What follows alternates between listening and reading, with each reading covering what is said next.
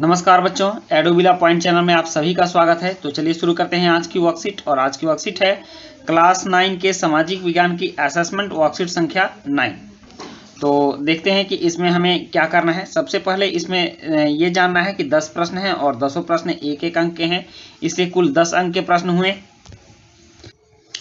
और पहला प्रश्न है यहाँ की उत्पादन की पहली आवश्यकता है। क्या है उत्पादन की पहली आवश्यकता? तो ऑप्शन क है श्रम, ख है भूमि, ग भौतिक पूंजी और घ मानव पूंजी। तो उत्पादन की पहली आवश्यकता है भूमि, इसलिए ऑप्शन ख सही उत्तर होगा। उसके बाद प्रश्न 2 है कि भूमि नापने की मानक इकाई क्या है? तो ऑप्शन क है मीटर, ख नाली, ग मुट्ठी, घ हेक्टेयर। तो भूमि नापने की मानक इकाई है हेक्टेयर, इसलिए ऑप्शन घ इसका सही उत्तर होगा। नेक्स्ट है प्रश्न 3। प्रश्न 3 है कि औजार मशीन भवन किसके उदाहरण है? तो औजार मशीन भवन उदाहरण है ऑप्शन क मानव पूंजी, ख अस्थाई पूंजी, ग अस्थाई पूंजी और घ इनमें से कोई भी नहीं। तो ये उदाहरण होंगे ख अस्थाई पूंजी के।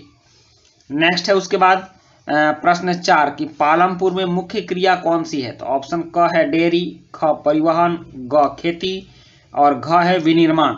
तो पालमपुर में मुख्य क्रिया है खेती, तो ऑप्शन ग इसका सही उत्तर होगा। और 5वां प्रश्न है कि इनमें से कौन एक अस्थाई पूंजी है? तो ऑप्शन क है मुद्रा, ख कच्चा माल, ग यंत्र और घ उपरोक्त सभी। तो अस्थाई पूंजी इसमें से यंत्र है, इसलिए ऑप्शन ग सही उत्तर है। नेक्स्ट प्रश्न 6 है कि पालमपुर गांव में बरसात के मौसम में लोग कौन कौन सी फसल उगाते हैं? तो ऑप्शन क है गेहूं और चावल, ख है ज्वार और बाजरा, ग मक्का, घ गेहूं और चना। तो पालमपुर गांव में बरसात में लोग ज्वार और बाजरा उगाते हैं, इसलिए ऑप्शन ख इसका सही उत्तर होगा।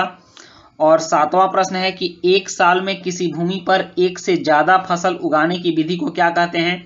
तो ऑप्शन क है बहुविध फसल प्रणाली, ख राष्ट्रीय फसल प्रणाली, ग एकल फसल प्रणाली और घ उपरोक्त सभी। तो इसका उत्तर होगा बहुविध फसल प्रणाली।